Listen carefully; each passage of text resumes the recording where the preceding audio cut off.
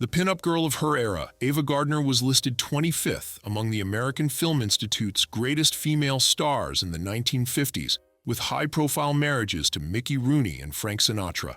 Prior to all of that, Ava was a country girl, living on a family farm in rural North Carolina. She was well known for living a glamorous life that included A-list Hollywood parties, passionate romances, and even a good amount of flamenco dancing in Madrid. When Gardner visited her older sister in New York City the summer after high school graduation in 1939, she ended up defining her life's path. She was discovered after the 17-year-old posed for a portrait with her brother-in-law, a photographer, during her visit. The young beauty was captured on camera in the window of his studio, and hence, the story of Ava Gardner began. Despite facing hardship during her childhood, Ava's stunning beauty and talent would eventually lead her to the silver screen. Throughout her career, Ava lived in several homes that showcased her glamorous lifestyle and adventurous spirit. And when we say adventurous, we mean the never-stopping spirit of roaming the world and falling in love with Spain. In the next 15 minutes, we will feature her most notable properties and the Palm Spring pad she lived in with Frank Sinatra. But whether it was a happy time or not, you will learn soon. So let's start. Hollywood Hills. Nothing embodies classic Hollywood glitz like a Los Angeles mansion with celebrity connections. Originally constructed in 1927, this Spanish-style home in the Hollywood Hills has hosted a number of celebrities over the course of its nearly 100-year history, including Laurence Olivier, a movie legend, and Oscar-nominated actress Ava Gardner. Additionally, English comedian Stan Laurel used to live there. The renowned address 3351 North Knoll Drive is currently for sale and is being offered for rent at an impressive $18,500 per month. Designed by Franz Herding, the Hillside Oasis has 5 bedrooms and 6 bathrooms. The distinction between indoor and outdoor spaces is purposefully blurred because to its position in the Hollywood Knolls neighborhood, which is close to Lake Hollywood, so you never feel too distant from nature. There are 180-degree views of the neighborhood from the wide, curved terrace at the back of the property. Below, the terraced gardens feature steps that descend to a small patch of grass and walking trails bordered by hedges. Only by its description, we already want to move in and feel the life of a celebrity, at least for one day or two. The multi-story home has a hidden butler's bar with a wine cellar, among other historical elements that will make you swoon. Traditional Spanish features like casement picture windows, polished hardwood floors, wood-beamed ceilings, and terracotta tile accents can be found elsewhere. While the formal dining room extends onto the spacious elevated terrace, offering even more reasons to spend time outside, the fireplace living area is light and airy with a view of the leaves. The main suite is equipped with a large walk-in closet, additional beam ceilings, a sitting space, and a private terrace upstairs. Celebrities have always desired to live in the Hollywood Hills.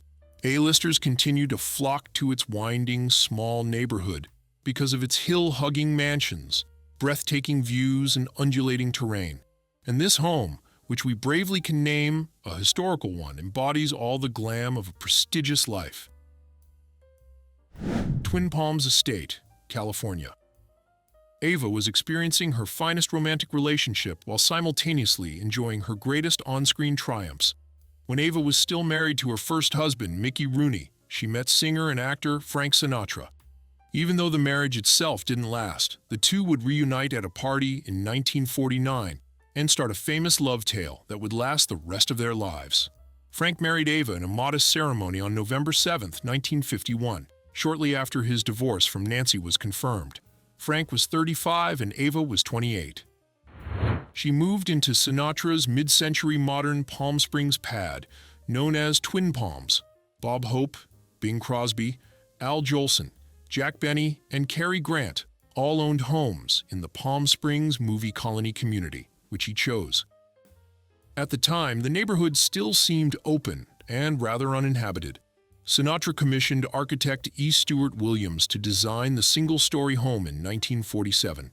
During its era, Twin Palms' Frank Sinatra estate quickly became well known in national media as a glamorous and cutting-edge home. The piano-shaped swimming pool is the most notable feature of the 4-bedroom, 7-bathroom home, even though E. Stewart Williams said the design was entirely coincidental. There is a kitchenette and his and hers with cabana showers in the pool house. The great room's enormous sliding glass doors open to a spacious patio, and the Twin Palms home compound features a canopy skylight approach leading past the pool to the house. The rooms had an open, panoramic sense thanks to the tall floor-to-ceiling windows, and Sinatra planned his bedroom in a different wing so that he could get away from it all, but not too far away. A set of Jacques Adnet chairs surrounds a dining table by Paul Frankel. Temple rubbings from Thailand hang alongside abstract paintings, chairs by Paul McCobb and T.H. Robes-John Gibbings, as well as drapes made from vintage fabrics by Jack Lenore Larson, and colorful Italian ceramics from the 1950s spice up the eclectic decor. Longtime denizens of Palm Springs recall that Sinatra would hoist a Jack Daniels flag between 2 soaring palm trees next to the pool as a signal that the house was open and the liquor was flowing. For the duration of their marriage, their intense and tumultuous relationship, which included their hidden courting, public arguments, and spectacular reconciliations, made them the subject of tabloids. A chip still seen in one of the bathroom sinks was allegedly caused by a champagne bottle that Sinatra threw at Gardner. They realized they could no longer be a married couple because they were unable to handle the demands of their jobs and their mutual jealousy of one another. On July 5, 1957, their divorce was formalized. They were never able to make it work out for long, even though they later reconciled multiple times. Sinatra lived primarily in the Coachella Valley for the rest of his life, but Ava's life was full of delightful homes. Los Angeles' Nichols Canyon. Curiously enough, this particular home was for Ava Gardner, a special retreat at a particular juncture in her life. Before marrying Frank Sinatra in 1951, the traveling actress chose to establish some tentative roots in Nichols Canyon, Los Angeles. In 1948, after her previous 2 short marriages to Mickey Rooney and bandleader Artie Shaw ended, she bought herself a modest plaster cottage perched high on a rocky, bare, sun-baked mountainside. Gardner's pink stucco house fit all of her requirements. It was inexpensive, close to the movie studios, on a sun-soaked hill, and had a touch of wilderness about it, a reminder of her upbringing in rural Grabtown, North Carolina. The 162-square-meter 2-bedroom dwelling sports a lengthy porch overlooking the canyon and a front step with an octagonal window. When the actress was visited by Movieland magazine in 1949, the reporter wrote that Gardner, who chose to decorate each room separately, was completing the living room. She had chosen modern furniture made of blonde wood, painted the walls yellow, and laid a gray carpet. In her bedroom, on the old vintage image left behind, we might see an actress taking a phone call in the cozy corner, filled with perfumes and framed photos. The silver and the art prints inside her home allude to a rise above her modest and frequently unpleasant beginnings. Gardner was an avid reader, so the abundance of books reflects her self-consciousness about her lack of schooling and the influence of the clever Artie Shaw. Additionally, the actress's insistence on cultivating her own garden, complete with roses, honeysuckle, and ice plants, is reminiscent of the happier times in her early years. Apart from making her home a beautiful place to stay, there was nothing making her too happy. She moved to Spain, where she partied with bullfighters and jet-setters, and then to London, where she eventually isolated herself in a meticulously furnished flat and passed away by herself in 1990. Gardner eventually gave up on Hollywood, or Hollywood gave up on her. The actress never appeared to be comfortable with herself, even after her beauty abandoned her. Artie Shaw reflected on his ex-wife's life and claimed that her appearance was a big handicap to her being taken seriously. But there was one thing for sure: Ava was in love with Spain, the only place she could easily adjust to. Madrid, El Viso. Ava's first arrived in Spain in 1951 to film Pandora and the Flying Dutchman, and loved it so much that she decided to buy a home in Madrid. By the late 50s, she was regarded as something of a menace to polite society.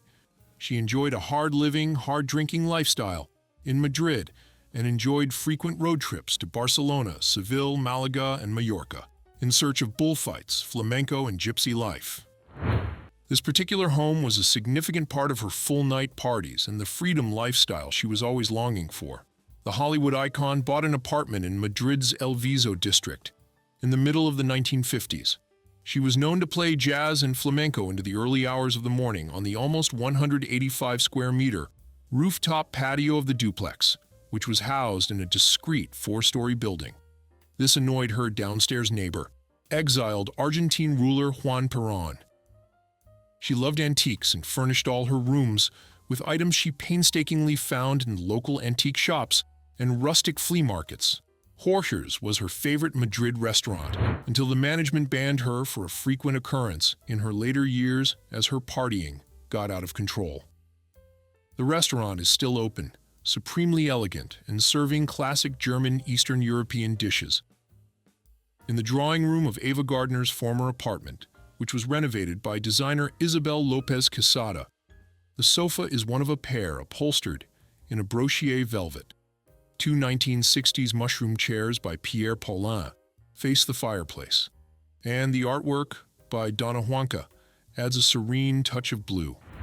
In the breakfast room, the marble-topped vintage table is Italian, the banquette is made of Dadar fabric, and the antique chairs come from France. A wonderfully curving staircase in unfinished oak, with a sleek iron balustrade and brass handrails, replaced the small U-shaped one. The main bedroom suite, which included a walk-in closet with natural light, was converted from one of the lower-level reception rooms. Children's bedrooms and a family room with a view of the expansive terrace, where the overgrown tops of nearby trees offer shade and the lovely feeling of being in an urban forest, are now located on the upper level. On the terrace, teak sofas face an antique French wicker chaise, and the copper lantern and table lamps give it an additional whimsical feeling. One could easily imagine Gardner there, drinking sangria with Luis Miguel Dominguín, the dashing bullfighter who was her paramour, and entertaining friends with music until sunrise. Hollywood Dell. The Killer's Stars One More Purchase was a classic Californian mid-century modern gem, built in 1959 by architect Edward Fickett.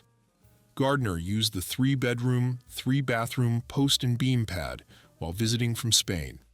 Located in the exclusive Hollywood Dell neighborhood, where one may be lulled to sleep by the faint sounds of summer concerts at the Hollywood Bowl, it was once listed for $2 million, giving a chance for a new buyer to feel the vibe of Ava Gardner's lifestyle. The gold mark identifying the house as all-electric at 2775 Rinconia Drive could appeal to the buyer who is concerned about the environment. The property, which is situated on 2 lots, has an extensive outside area for partying and resting. Although he and Gardner were already separated, it is said that Frank Sinatra attended lavish parties at the property. Broad views of the hills can be seen from the floor-to-ceiling windows in the dining and living areas, and the ground-floor master bedroom, which has a fireplace and sliding glass doors leading to the terrace covered by trees, is another feature. The living room and entryway have a genuine throwback feel, thanks to the stone accent walls. A large living dining open space is flooded with natural light. From there, a spacious balcony is accessible through sliding glass doors. The kitchen has modern white cabinetry and a double oven. For informal breakfasts in the kitchen, a built-in banquette is the ideal location. The generous countertop space and cabinetry offer both convenience and storage, in harmony with the home's clean lines and uncluttered appearance. The master bedroom has floor-to-ceiling open shelves and an ensuite bathroom. The master bathroom has an eclectic feel thanks to its mixed materials. In contrast to the striking blue tiles covering the walls, it has teak wood cabinetry and a specially designed bathtub and sink. The unique concrete sink and soaking tub combine contemporary design with an industrial look. 2 more spacious bedrooms, one with an ensuite bath, complete the home. The second-story terrace of this iconic Ed Fickett post and beam mid-century Hollywood Hills home provides breathtaking views of the canyon and outdoor space below. The living room is expanded by this outdoor patio, which also offers the ideal location for taking in the surrounding natural splendor. A large treehouse set among the leaves is part of the yard. Of course, of Gardner, it would be more a place for partying. The Knightsbridge Flat. The final address at our virtual journey takes us to London, which hosted Ava till 1990 year, when she felt tired of her wandering life and flamenco parties. Gardner was a beloved and respected square dweller who watched out for her neighbors. She led a modest life, interacting with close friends and occasionally going to the ballet, theater, concert, or pub at Ennismore Arms. Her longtime housekeeper, Carmen Vargas, always served her meals on a plate in front of the fire, next to the portable TV. In the late 1980s, Ava's health began to decline, but she still could enjoy her London life in beautiful apartments in a luxury Knightsbridge flat, which you can afford for $700,000 a year. It is based in historic Ennismore Gardens, which were built in 1870 as part of the redevelopment of Kingston House. Each floor of the structure is served by a lift. The spacious 5-bedroom home boasts high-end accommodation, with 2 reception rooms, 5 bathrooms, a study, and a kitchen-notch breakfast room. The decor owed a great deal to the Orient, with multiple screens and vases and big chests. There was a fireplace and a comfortable chair on either side. It was very cozy. The master bedroom suite has walk-in wardrobes, and there are also 2 further bedroom suites and 2 guest bedrooms. The apartment, which is brushed with a touch of Hollywood glamour, features a bathroom with marble-topped sinks and bath. Once a journalist coming to interview her in 1982 was instructed to push the bell that says Morgan, upon which the door opened to reveal a room of antiques and a yapping corgi. A love of animals was one of the many things that Ava and her close neighbor Nahid had in common. Nahid's dog Cherry and Ava's dog Morgan were regular playmates when the 2 friends would visit each other's homes in Ennismore Gardens. The property offers triple aspect views with private gardens at the front and rear of the building, and access to the large square on Ennismore Gardens. While Ava used to live in distinctively large homes in prestigious Hollywood Hills, this one was also a good choice. Homes along Ennismore Gardens have a long history. Built in 1870 as part of the redevelopment of Kingston House, a Palladian mansion dating back to the 18th century, belonging to Elizabeth Chudleigh, Duchess of Kingston. She suffered a stroke in 1986 and passed away from pneumonia on January 25, 1990. Hence, it was her final return trip home to be buried in the Gardner family plot at Smithfield Sunset Memorial Park Cemetery, less than 1 mile from the Ava Gardner Museum. Here comes the end of our virtual journey, but never the end of Ava Gardner's story. She indeed made a significant mark in the history of cinematography, romantic stories, and adventurous life. Did you like this video? How do you treat Ava's love for Spain and Sinatra's troublesome marriage? Which house do you think suited her character? We are curious to hear your genuine thoughts. Write down your comments and see you soon on our next architectural journey.